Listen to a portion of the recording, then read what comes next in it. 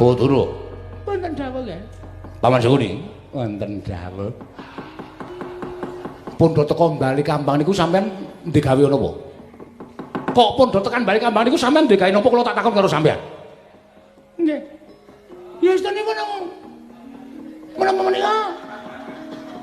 Dipun dawuhi dening Anak Prabu Duryudana supados samangke menika kula ngodol tindakipun Anak Prabu Baladewa supados sangenipun mungu menika saestu menapa mboten? Lah, tegese Yai Prabu Duryudana menika wis ora percaya karo Baladewa.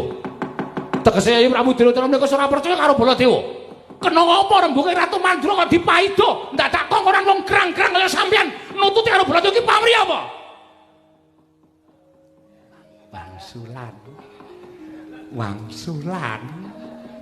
Kula mboten mangertos, Ger. Kula mboten mangertos kula namung nindakaken kewajiban kemawon.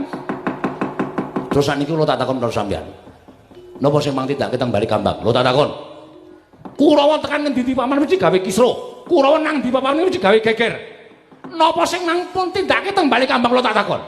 Dek Patih ngertos, Dek Patih sampean mang ngomong. Kurawa sampun nyobi mungu nindranipun Anak Prabu Ndarawati. Ning boten kelampah mergi dumados ing peperangan kalian Setyaki. Lah, tegese wis gawe geger.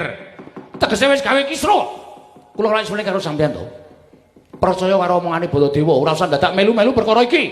Ora usah dadak nututi Baladewa, ora usah dadak nyatake kesaguhaning Baladewa. Wangsul.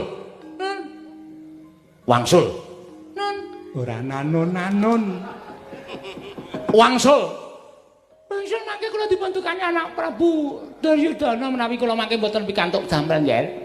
Kula nyuwun mahapunten. Nek didangu sing ngakon Baladewa. Pun bali. Nggih. Pun bali. Nggih.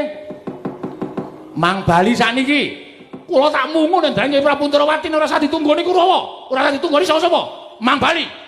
Gelem bali ora? Ora gelem bali glandangi negara. Ganti-ganti.